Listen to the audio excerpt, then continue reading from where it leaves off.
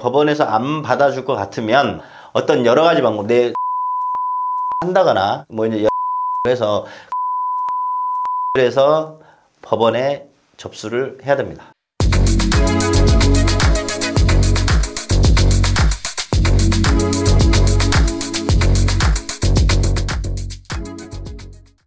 예, 여러분 이번 시간에 개인회생 최대 얼마까지 탕감이 가능할까? 라는 타이틀을 가지고 말씀해 드리겠습니다.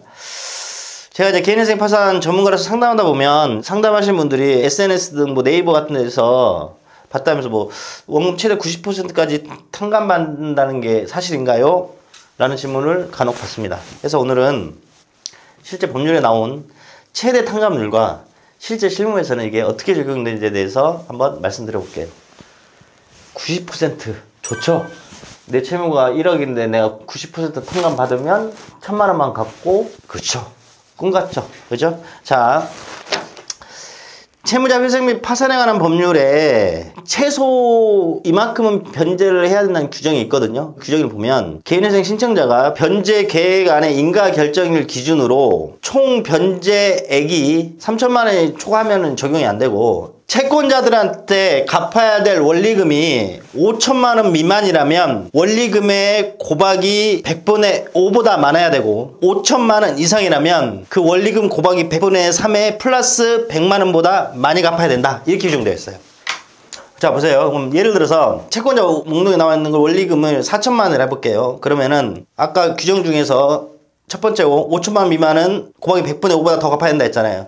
4천만 원이니까 4천만 원 곱하기 100분의 5 하면 약 200만 원이 되죠. 그죠? 그러면 200만 원보다 더 갚아야 된다. 그러면 4천만 원에 200이면 약 5%입니다. 그러면 최대 95%까지 탕감이 돼요. 그 다음에 원리금 합계가 5천만 원 이상이 채권자 목록에 나와 있는 사람들이, 그러면 거기에 곱하기 100분의 3 플러스 100만 원보다 많이 갚아야 된다 했잖아요. 그러면 5천만 원 가정할게요.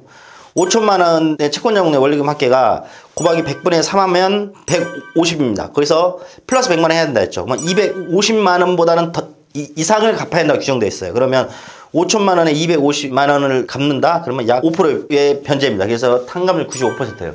이론상 이렇게 가능은 해요. 근데 여러분들, 이론은 이론이고 실무에서는 이게 전혀 반영이 되지 않습니다. 왜 그러냐?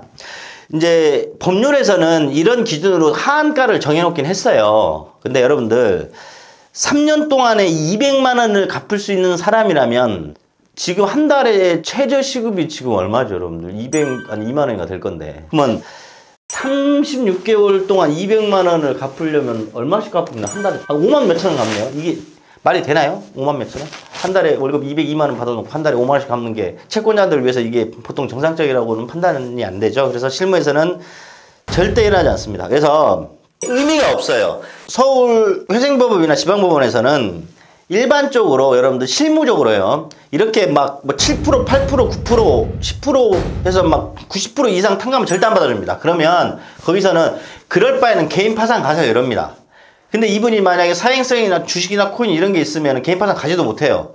그럼 개인회생도 안 됩니다. 그럼 이분은 다른 방법으로 해결을 해야겠죠. 그죠? 그러니까 여튼 원금의 20% 변제율은 간혹 나와요. 정말 그분이 그런 상황이 되면. 그래서 제가 철에 보면 보통 일반적인 채무, 사행성 채무가 아니고요, 열심히 경제적 활동하시다가 채무가 많아지시면 보통 20에서 한 60% 정도, 이 기준에서 법원에서 인가율이 나옵니다. 근데 20%도 드문 경우에 보통 한 40에서 한 60%가 좀 많고, 보통 그분이 부양가족이 많거나 어떤 상황이 돼서 한 20%, 30% 변제율 나오는 것도 굉장히 잘 나오는 것이라고 보거든요, 실무적으로. 그런데 사행성 채무는 그런 거 꿈도 꾸지 마세요, 여러분들. 법원에서 주식, 코인, 비트코인 이런 것들 있잖아요. 50% 이하 죽어도 안 해줍니다. 죽어도 안 해줘. 그거는 법률에는 그렇게 규정되어 있으나 실무에서는 사행성 채무도 대부분은 첫 보정은 무조건 80, 90% 이상 맞춰 나옵니다. 근데 개인에 따라서 상황이 절대 그렇게 갈 수 없으니 최대한 많이 낮춰본 게, 제가 60% 초반대까지는 사행성 채무 낮춰봤어요. 그 다음에 일반 개인회생은 18%까지인가도 해봤어요, 제가. 근데 실무적으로는 보통 열심히 경제활동에서 채무는 보통 한 30에서 한 60%, 그 다음에 사행성 채무는 70에서 90%, 이제 여기서 조금 더 낮춰지는 경우도 있고요. 그 다음에 실무는 보통 30% 이상 정도 변제로 나온다 했잖아요. 그러면 30% 미만은 개인 파산으로 가셔야 되거든요. 근데 개인 파산은요, 사행성 책임만 이런 것도 안 받아줘요.